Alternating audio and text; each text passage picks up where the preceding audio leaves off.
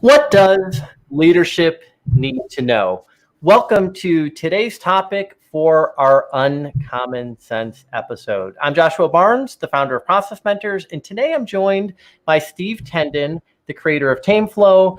Our third compadre, Al, will not be able to make it today. So we are going to stick with this topic. What does leadership need to know? We're going to take it down a slightly different path because this was a topic that Al is also very passionate about. And we want to make sure that we've got the opportunity for Al to join us and lead through some of that discussion.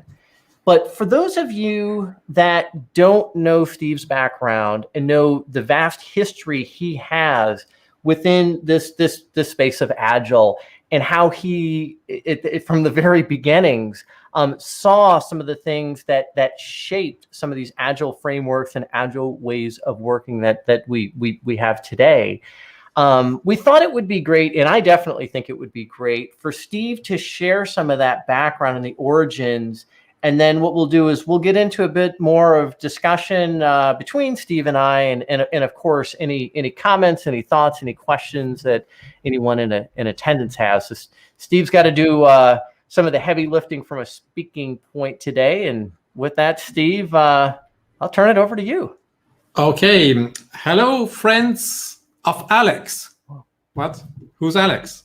You know, I keep on saying hello, friends of Herbie. Herbie was the Boy Scout in the story of Dr. Goldratt in The Goal. But the team of Boy Scouts was led by Alex Rogo. So there we have the leadership role. And Alex had some nasty problems to resolve. He had to lead this team of Boy Scouts to the base camp before a deadline.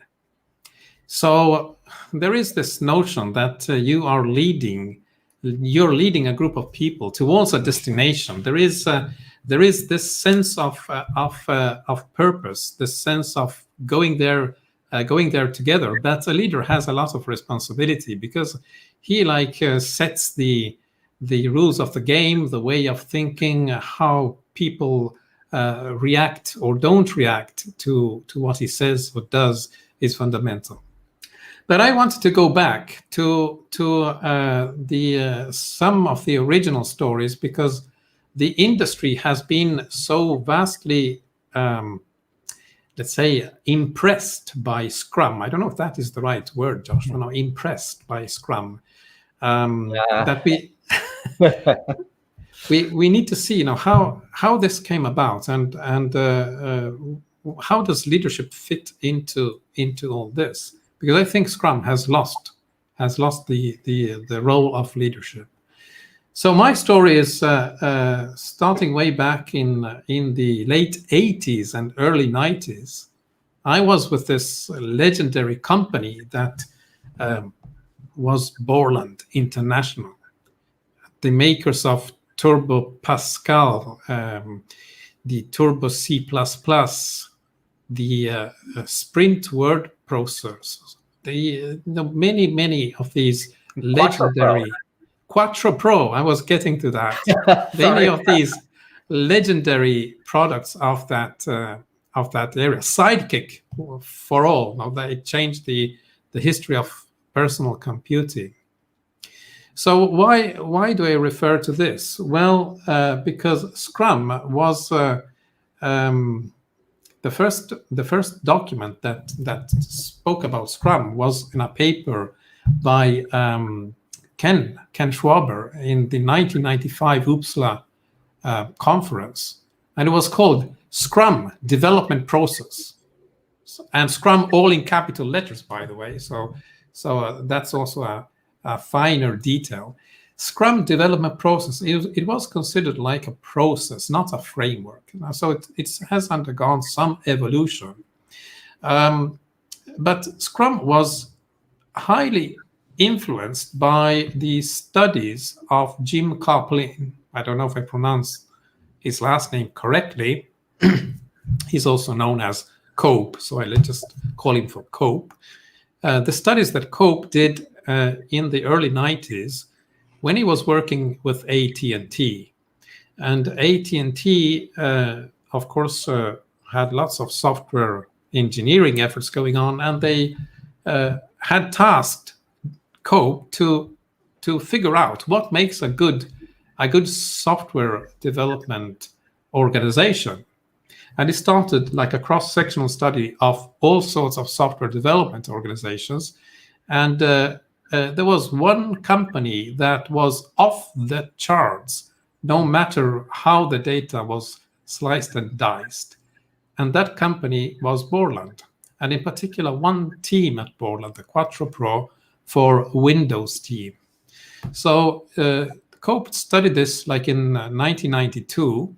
And in 1994, so the year before the first Scrum paper, he published this study, and in particular was referring to what was going on at Borland. From that paper, Jeff Sutherland picked 3 things. One is the stand-up meeting, the second is the product owner role, and the third is the Scrum Master role. It's interesting that he picked the notions, but he didn't quite pick what was really going on at Borland. For instance, the Scrum Master is often portrayed as the protector, the defender of the team, let's say, against interference from management. Now, there is a good reason for that, because we want the teams to be able to focus, to work uninterruptedly on whatever they are doing, to reach these states of flow where you are in the zone and everything flows and floats and you're very productive. So there is a good intent in expressing that sense of protecting the team. But the Scrum Master role, as it was at Borland, it did not have that name, was completely different. It was not a protector of the team. It was an ambassador of the top guy, Philip Kahn, the CEO, the leader. Now, Borland was not a small company at that time. It was like 3,000 people. And of course, a leader, a CEO, heading such a large organization has one problem, which Dr. Goldratt highlighted very much. It's the problem of management attention. You cannot spread your attention across all of these initiatives and activities that are going on. So you need some way to be represented. And that was the original role of the quote Scrum Master, to be an ambassador of the ideas of the CEO. The CEO would also very often, when possible, engage directly with the team. He was a team member, only that he could not always be there because he had so many other things to do. And in his absence, you had this role of the Scrum Master. So the Scrum Master was like, how can we say, a proxy or surrogate leader. It was a leadership role. He was representing the leader and had to lead when the CEO was not present. So it has nothing to do with the idea of protecting the team. It has the opposite sense, that it is the representation of the leader in the team. Now, in this study that Jim Coplin did, what was also very interesting is that he did not approach the problem of understanding how a software company could be very productive. He did not approach it from, let's say, a process engineering perspective, as you would expect out of AT&T. He took a very different approach, which was more akin to social sciences, to anthropology, sociology, psychology. And in particular, he tried to map out how the individuals at any level were communicating with all others. And the findings were represented in some very significant graphical ways. Nowadays, with the high resolution screens, we are spoiled with graphical capabilities. But at that time, these screens were not so sophisticated. But nonetheless, he was able to depict like the social network that makes up a company, and to represent the intensity of collaboration between all the people. And in those arrangements, in those drawings, so to say, well, on the one side, you could start to detect certain arrangements, certain configurations that were peculiar to highly productive software organizations. So in that pattern recognition process, he started off this field of organizational patterns, which is really the foundation of TameFlow. I was impressed by his work, and I took up those ideas, and TameFlow started off by being a patterns-driven approach. And then later I picked up like other elements like psychology, like finance, like theory of constraints, and I have become like the representative of TOC in this world of software engineering and collaborative knowledge work. But what was also interesting in those studies was that in those arrangements, in those drawings, you could also see where is the CEO and where is he placed in a highly effective organization. So there are ways to have data, gather data, and have these graphical representation that can immediately, at a glance, tell you, well, yes, this company will be a good one, and this CEO is doing a good job. And therefore, I think that's something to reflect on, because in this field there is too much, in my opinion, too much based on like anecdotes and storytelling. And by all means, no, stories and narratives are important, but they might not be a good foundation for having some objective ways to understand if a leader is doing his job. And this brings me to like another important topic, which I think we must relate to in addition to like Scrum, but the broader vernacular of Agile. Because there is this idea that management is tied to obsolete conventional industrial modes of management, and if only they understood the values and principles of Agile, the world would be so much more a rosy place. Now, I have several objections to that, but one that I do not really buy is that managers do not understand Agile.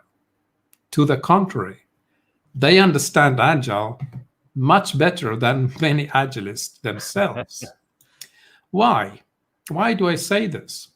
Well, because there is a huge wicked problem in the world of top management, and that problem is strategy making. Where do we take the company? How do we bring it to the future? These are daily questions for top managers. And there is no like clear-cut definitive formula for giving replies to that sort of questions. Where do we go next? The only way to cope with this problem is basically an empirical way. You have an idea of what might be an opportunity in the future, and you have to test your way towards that. And if the market, who is unforgiving, does not like what you're offering, you will quickly learn and you will quickly change direction. So that is a very, very agile way of working, but it is in strategy making. Unfortunately, I would say the problem is that leaders do not know that they know, and they think that agile and anything else has to be treated with some other conceptual paradigm. And that's where they delegate the management, so to say, to other experts, agile coaches, scrum masters, consultants.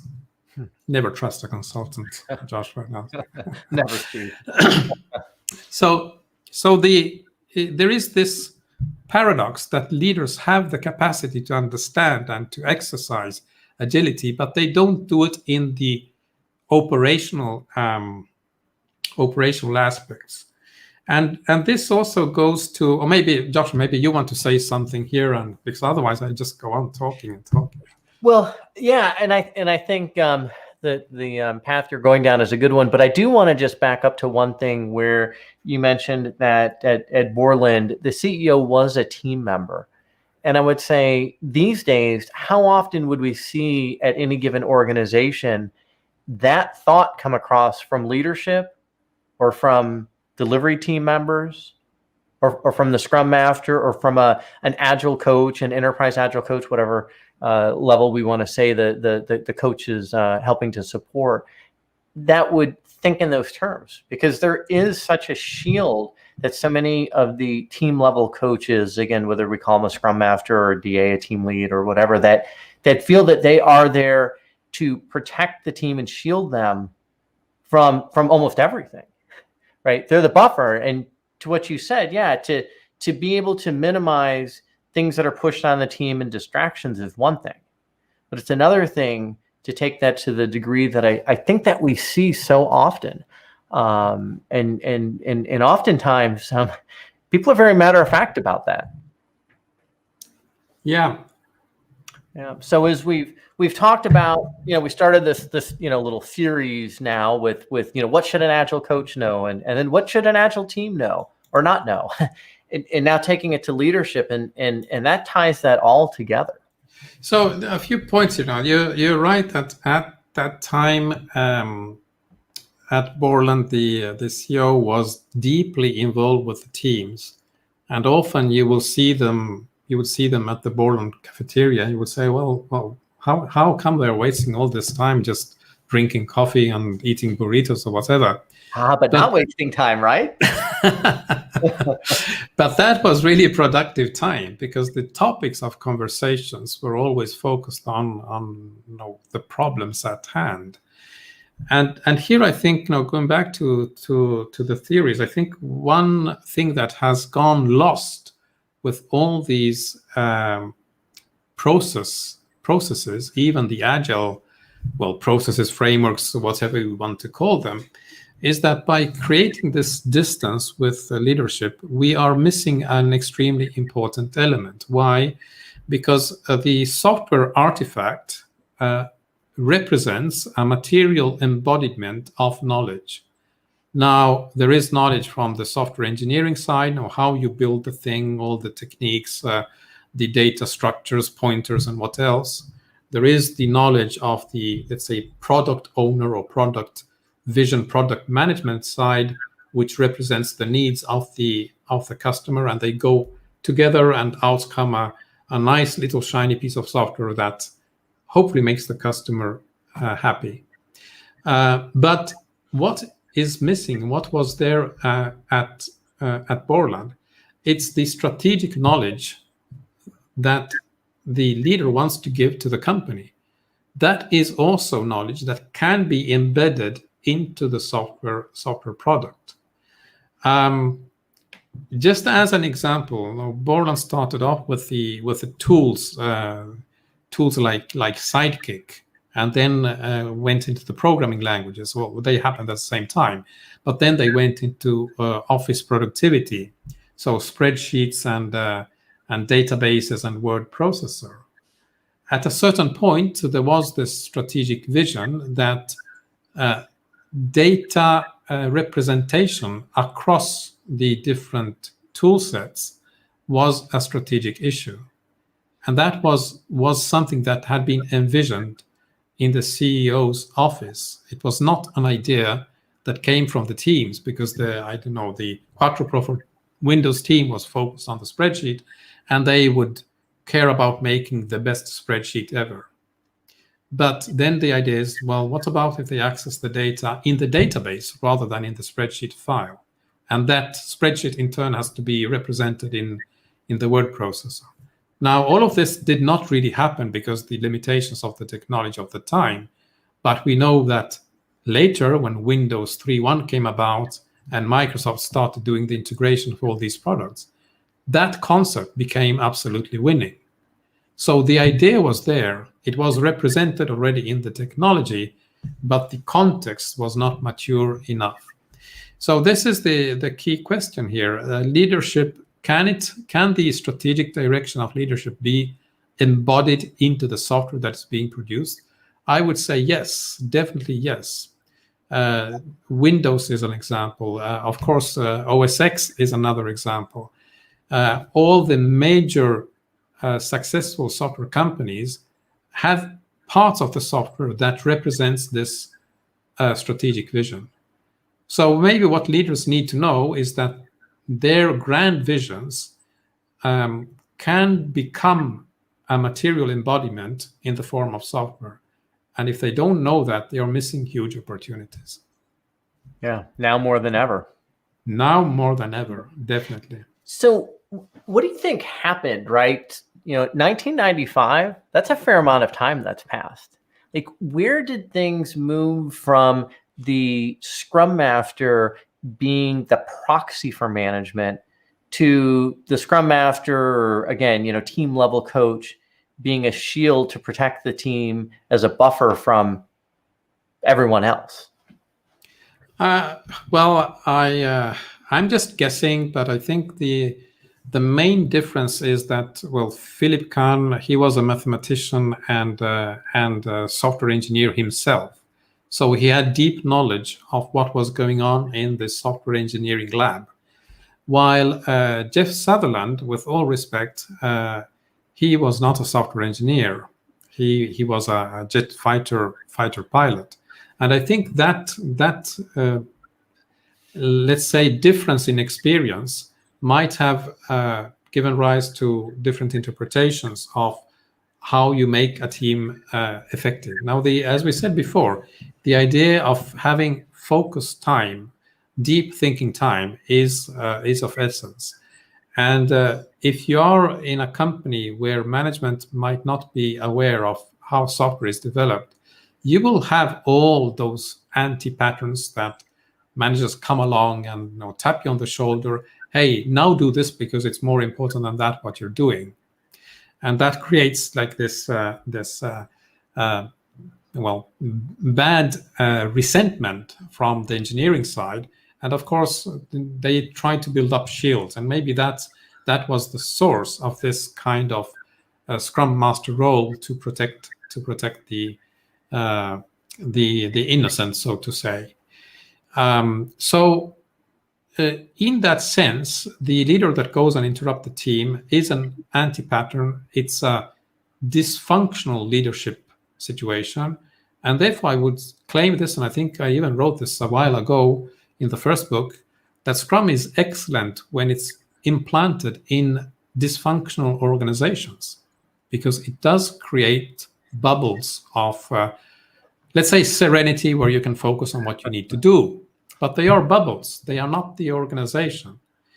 On the other hand, if you have a functional organization with functional management who understands what they are doing, then those very defensive mechanisms that you have in Scrum become counterproductive. And that's why they are also putting a limit, in my opinion, to what extent the methods can be applied. Of course, as long as you are in a dysfunctional company, you will get the benefits of that way of working. But when you start having companies where there is, as I say, unity of purpose, a community of trust, two of the foundational patterns of team flow, and the third one, inspired leadership, inspired, not inspiring, inspired in the sense that they know where they want to get at, and they can transmit that sense of purpose and mission to the rest of the organization, well, you don't need those defensive walls. You're all in it together. And in that situation, you are better off with other methods. Of course, Tenflow. Of course. Or Or- Got you. So, yeah, one of the things in DA that we're now doing through the Value Stream Consultant course is we start off. One of the things we start off to create an improvement backlog is an assessment, and we have an interactive assessment board, and we have these insights, and we can overlay common challenges, and of course it's absolutely tailorable. Any organization you would use that at, you would have some upfront work to do. But what we need to do is we need to have good representation across the organization to be participating. And part of the outcome of the assessment, at least in my opinion, is that, we're bringing together people that rarely have maybe had an opportunity to be in the same room and to talk about some of the things that are challenges. Management thinks, we can't get anything completed very, very quickly or ever. And then you have people more downstream that are thinking, hey, we're doing everything we can and more. So there has been pushback, though, because it's trying to get management along with the actual deliverers of the activities that are contributing value to what we're trying to put into the hands of the customers.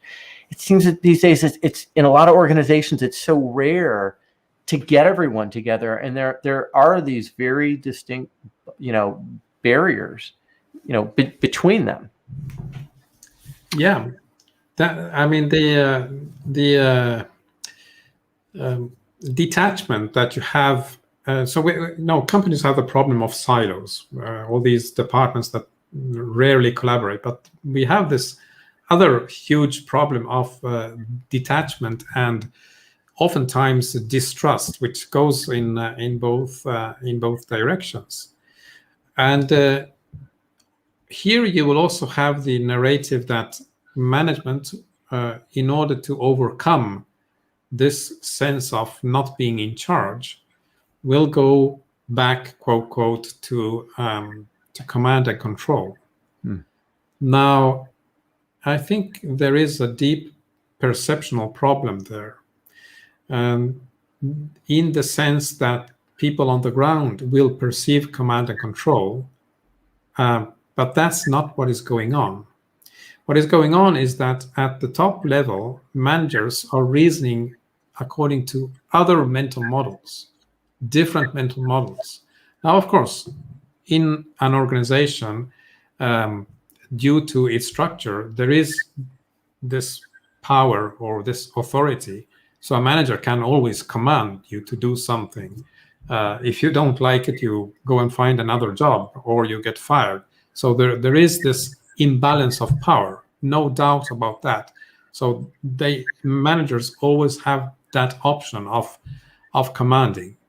But what I'm saying is that that option is not exercised as often as people think, but yet they perceive it is. And that perception comes because of this mismatch of mental models. And that's something I work a lot with. In Tenflow, we have only a handful, few mental models, which we want to share from the very top, from the CEO to the latest junior hire. And what does this do? Well, it creates a common understanding of reality. So a decision that comes from the top or a suggestion that comes from the bottom is understood as going in the same direction. And that's where we create the unity of purpose. And by the way, this is also another point to keep in mind. Now, when we talk about these noble patterns like unity of purpose and community of trust, people often understand them as declarations of intent, that we would like to have unity of purpose and community of trust. But that's not how I see it. I see that these positive factors are created, they are caused. So you have to act in order to make them happen. They are an effect that you are causing. It's not like take the Agile Manifesto, where you have the values and principles, which if you internalize them, will cause you to have a good organization. I revert that. You have to build a good organization, and out of that, you will have the positive factors.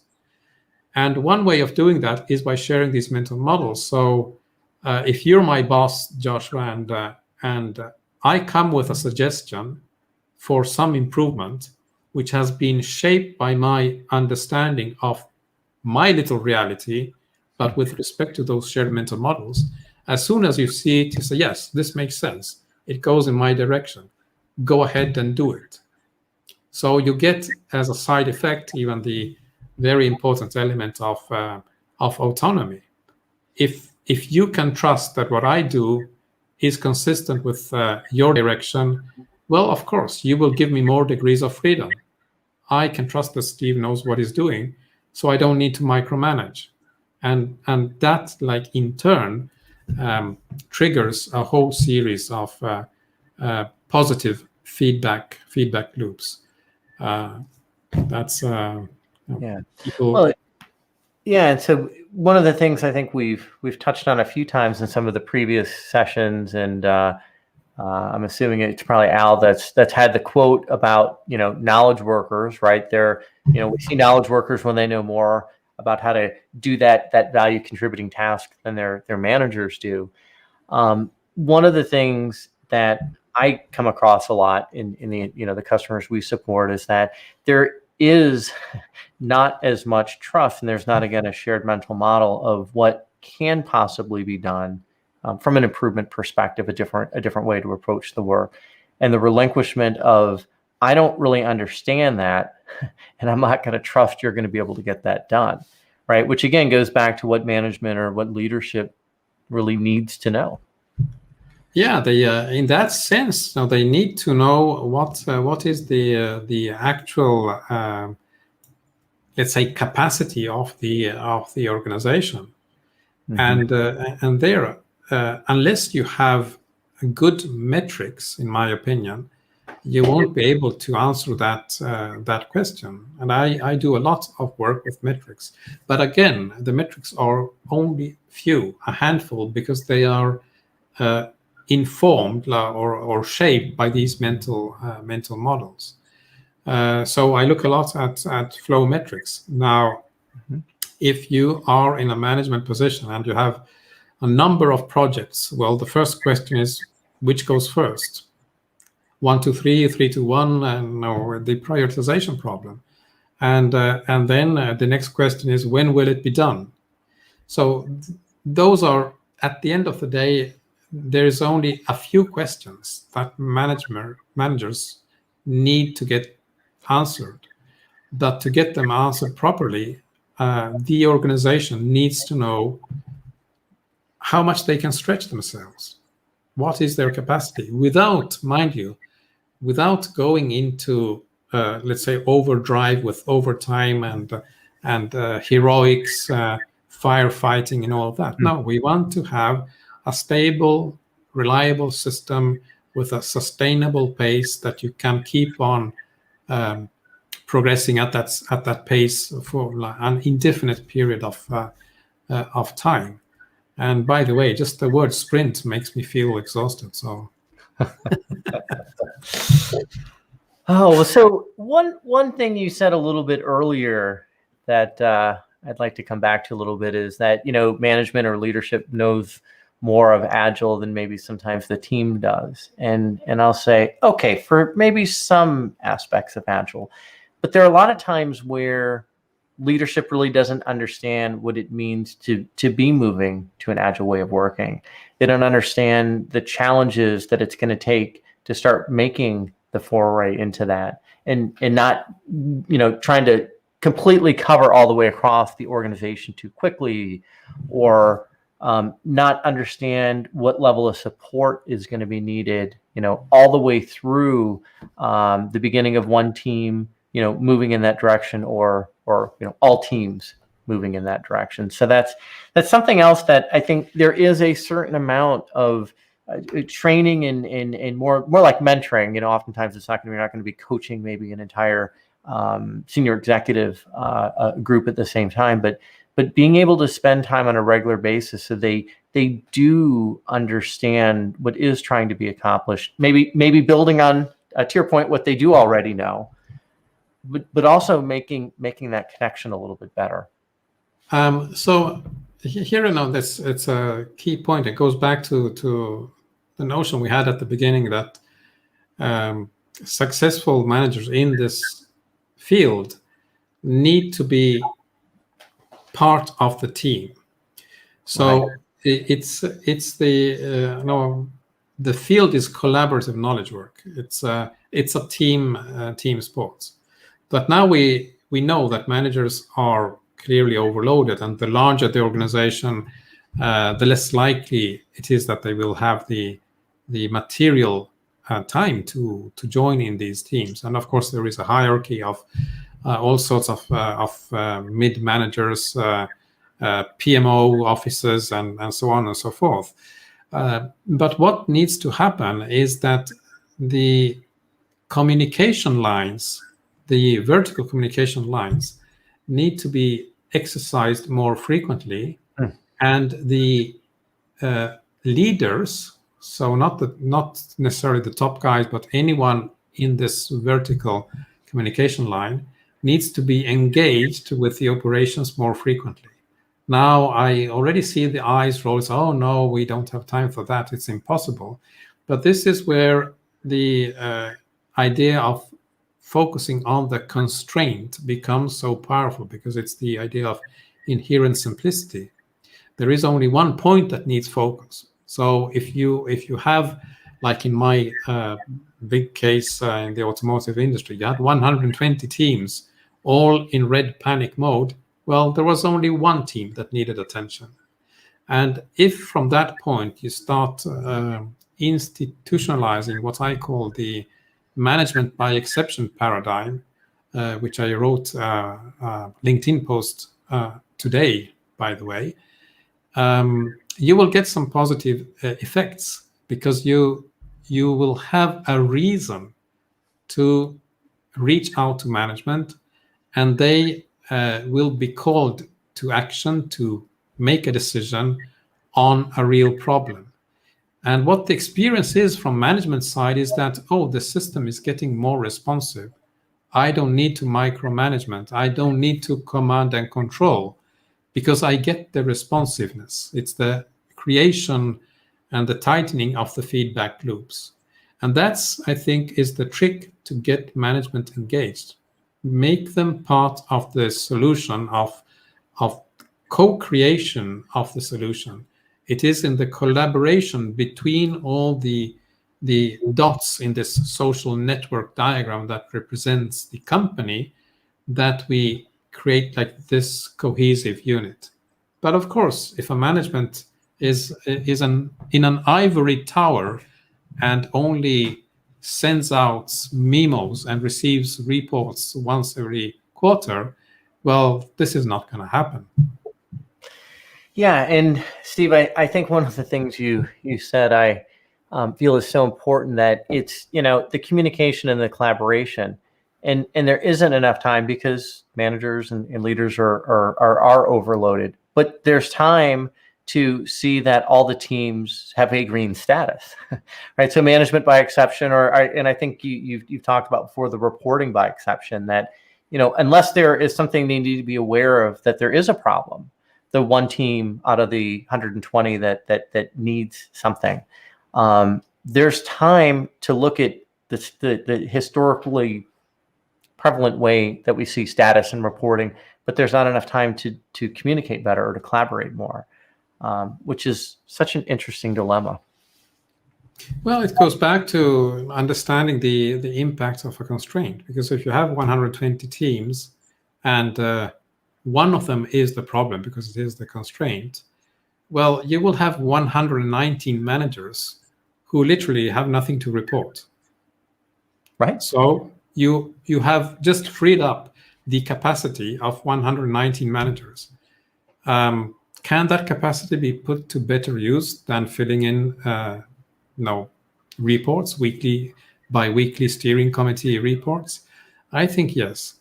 But you see, in order for this to happen, the entire organization must become aware of the incredible leverage point that you have on the constraint. There is tons of capacity, tons of time in organizations, and the larger, the more complex they are, the more they have of this, because it's all limited by the constraint. But of course, if was one of my collaborators last week came up with this analogy, is that you are on a ship and the alarm goes off because there is a hole and you need to patch it. So the whole crew starts running around the ship and starts patching the walls everywhere. So there's no point. You only have to patch one point where you have the hole.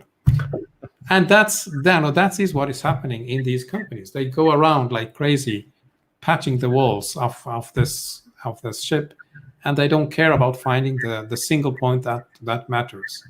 So I know it is a mental model that needs to be acquired, and oftentimes you will say, oh no, our situation is too complex, too complicated, it's impossible to do this. But this is exactly what I have been developing with Template. Now, how do you find the constraints in knowledge work? And there is a whole like body of knowledge that comes into being for resolving that question. Yeah.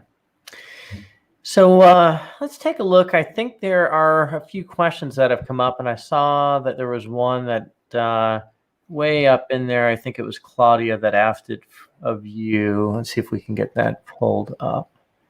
Yeah, how about this? So is there a place for project manager? I give you the reply from the Template perspective, and the story of Herbie interpreted from the Template, let's say, humanistic perspective is we leave no one behind in the woods, even if it is a project manager. So definitely, yes, there is space for a project manager. The activities that a project manager would entertain in this sort of, let's say, I don't want to say agile, but contemporary progressive organization would probably be somewhat different than what they are used to. But there are some commonalities between the classical project management profession and what happens, for instance, with Template. One thing is numbers. Project managers are clearly driven by numbers and metrics. One might question whether they are the most effective numbers, but there is this culture and attention to numbers. And that's where you would have a good match with what is needed to successfully use Template, because I'm heavily metrics driven.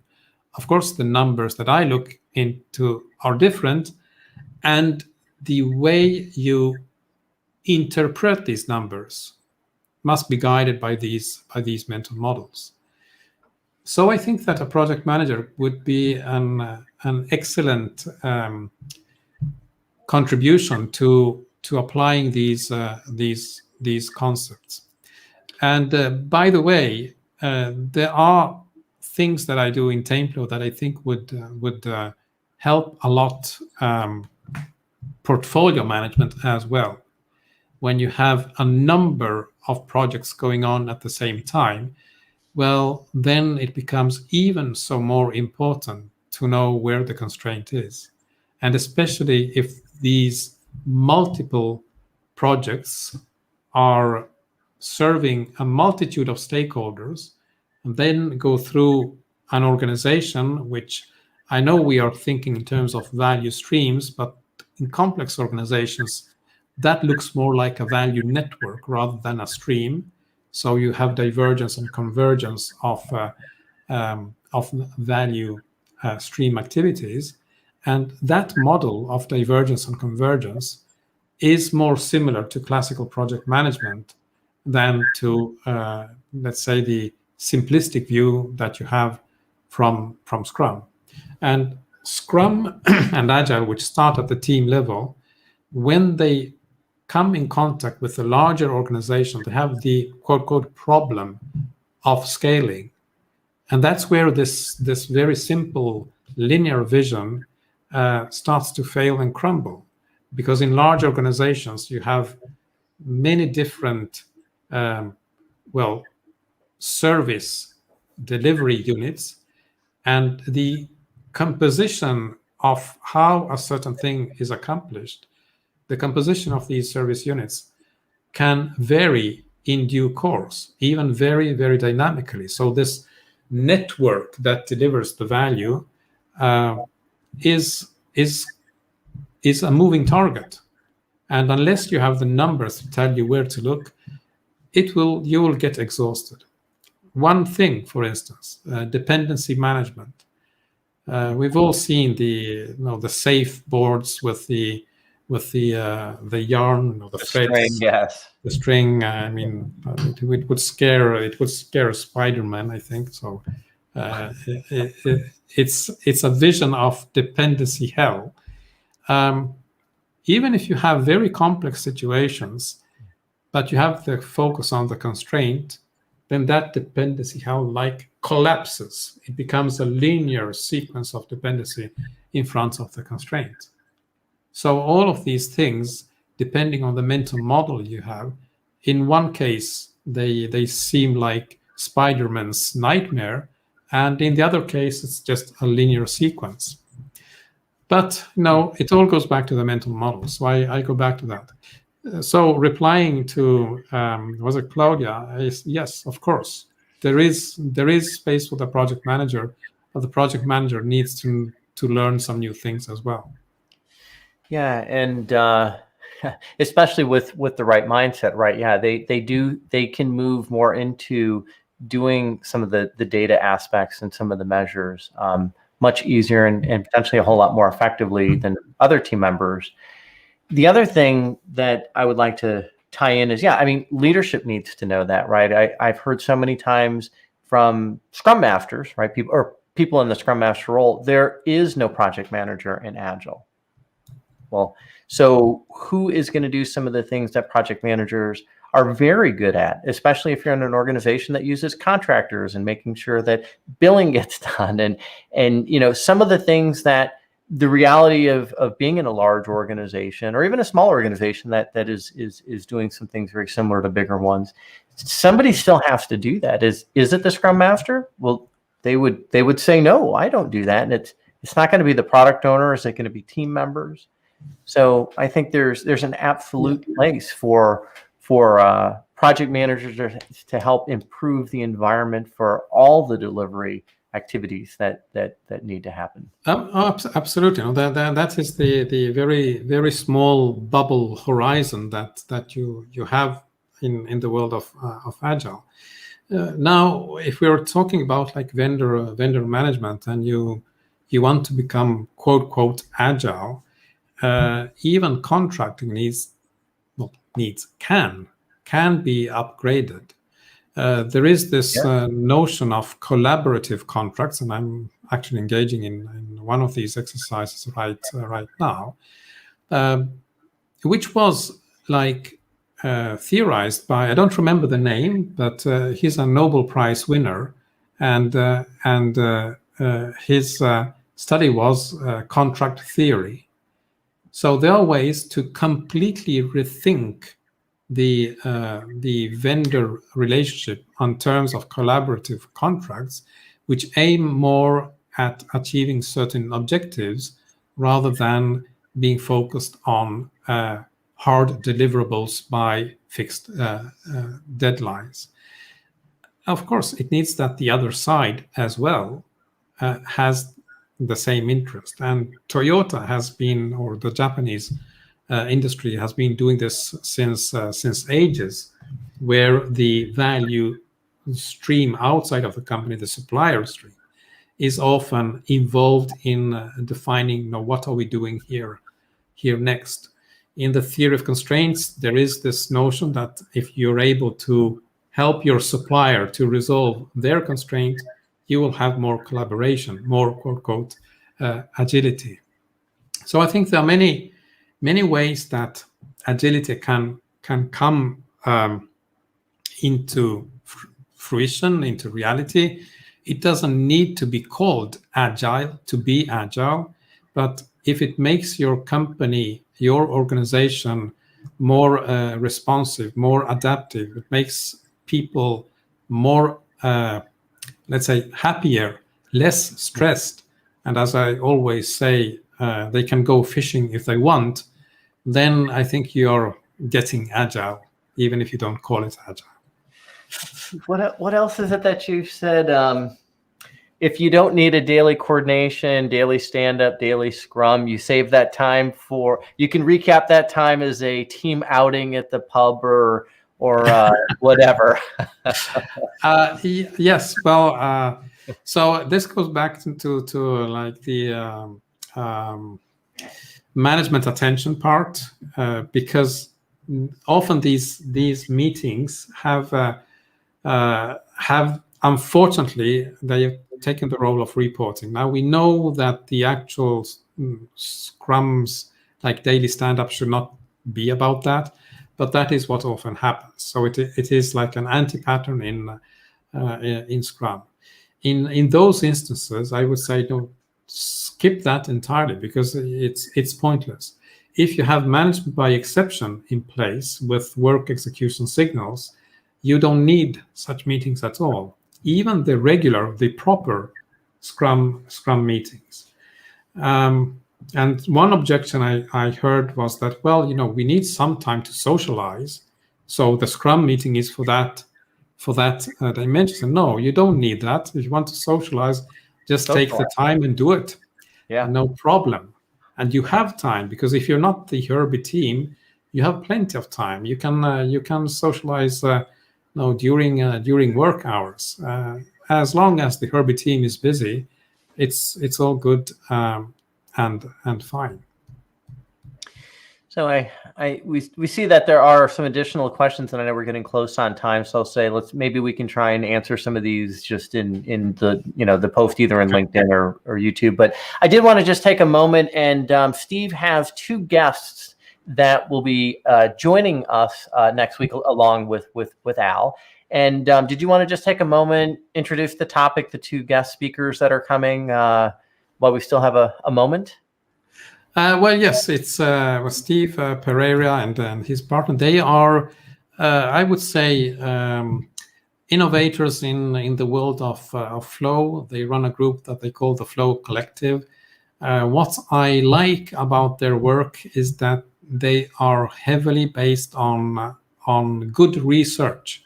So they keep on studying and reading and debating and discussing ideas around flow. Not that I agree with all the ideas that they come about with, but that's me. I'm always the contrarian one. But it's good to see that some folks have like this open-minded, scientific, in inquiry mode, so to say, that keep on developing the state of the art.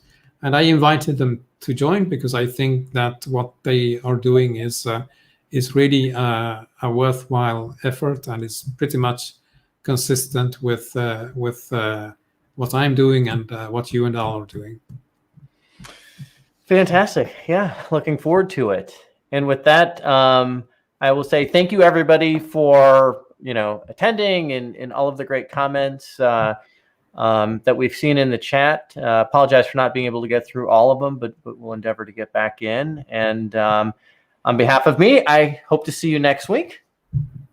Yes, and remember, Herbie is always your friend. Till next time. Bye, everyone.